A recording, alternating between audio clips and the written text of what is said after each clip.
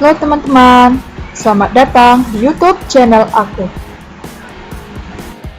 Kali ini kita akan membahas tentang harga transfer. Apa itu harga transfer? Harga barang atau jasa yang ditransfer antar pusat pertanggungjawaban dalam perusahaan, meliputi semua bentuk alokasi biaya dari departemen ke departemen lain, dan harga jual produk atau jasa yang ditransfer antar pusat laba. Contohnya adalah biaya listrik, harga jual produk atau jasa yang ditransfer antar pusat laba atau divisi. Latar belakang adanya harga transfer.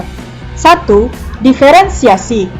Bahwa dalam suatu perusahaan itu yang memiliki beberapa divisi, ada pembagian tugas di sana atau ada pembagian tanggung jawab dengan tujuan untuk mencapai sasaran suatu organisasi atau perusahaan.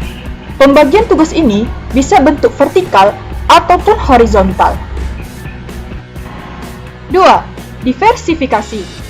Bahwa dalam suatu organisasi atau perusahaan, pada umumnya itu dalam bentuk holding, maka di sana akan muncul beberapa divisi dalam suatu perusahaan itu. Misalnya, perusahaan-perusahaan besar seperti Indofood. Perusahaan seperti Indofood itu ada divisi snack, divisi oil, dan ada divisi noodle. Ini yang disebut diversifikasi. 3. Desentralisasi. Dalam suatu perusahaan itu, misal cabang itu diberikan kebebasan untuk pengambilan keputusan.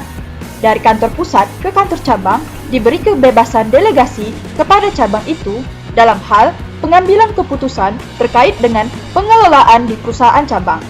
Tidak sepenuhnya lagi berdasarkan dari pusat. Diberikan wewenang kepada cabang untuk mengelola dan termasuk juga dalam hal pengambilan keputusan. Masalah penentuan harga transfer. Pertama, perusahaan yang organisasinya dibagi-bagi menjadi pusat-pusat laba atau desentralisasi untuk menghadapi berbagai ragam pasar produk atau jasa yang dihasilkan. Bahwa antar pusat laba dalam perusahaan itu akan terjadi transfer barang atau jasa. Maka akan ada konflik on interest. Masing-masing departemen atau divisi akan mementingkan kepentingan divisinya masing-masing. Bahkan, kadang-kadang terabaikan sasaran atau tujuan utama perusahaan secara global. 2. Dua pusat laba yang terlibat. Divisi penjual atau yang mentransfer barang atau jasa, dan divisi pembeli yang menerima transfer barang atau jasa dari penjual. Yang ketiga, kinerja setiap pusat laba diukur berdasarkan laba. Jadi, kalau kinerja dari pusat laba atau departemen atau divisi itu berdasarkan laba, maka setiap transfer barang atau jasa antar pusat laba atau divisi itu akan berdampak pada laba masing-masing pihak terkait. Dengan kata lain, bahwa transfer barang atau jasa antar divisi itu merupakan pendapatan bagi divisi penjual dan akan menjadi biaya pada divisi yang membeli. Karakteristik harga transfer. Pertama, bahwa masalah harga transfer hanya timbul jika di divisi terkait diukur kinerjanya berdasarkan laba. Kalau misalnya pengukuran kinerja itu adalah laba, maka akan ada yang kita sebutkan dengan harga transfer tadi. Di sini, tentu harga transfer berdasarkan nilai barang atau jasa yang ditransfer. Ini merupakan unsur biaya yang digunakan dalam perhitungan kos dari sebuah produk. Jika nilai barang atau jasa yang ditransfer tidak signifikan, tidak masalah dalam perusahaan. Tetapi, kalau misalnya sampai signifikan, dengan kata lain, jika jauh dari harga beli, misalnya dari luar, maka ini akan jadi persoalan bagi divisi pembeli. Tentu di sana kosnya akan meningkat atau terjadi pembengkakan kos. Yang kedua, bagi divisi penjual, harga transfer mengandung unsur laba. Bahwa di harga itu ada unsur kos dan laba di sana. Maka, bagi divisi penjual, harga itu selalu harus mengandung unsur laba di dalamnya. Harga transfer merupakan pendapatan sebagai dasar pengukuran kinerja divisinya. Semakin tinggi penjualan, maka laba yang dihasilkan semakin besar. Yang ketiga, bahwa harga transfer merupakan alat memperjelas divisionalisasi dan diversifikasi perusahaan dan mengintegralisasikan divisi yang dibentuk oleh perusahaan, lalu sampai aspek negosiasi untuk menentukan harga barang atau jasa yang ditransfer antar divisi.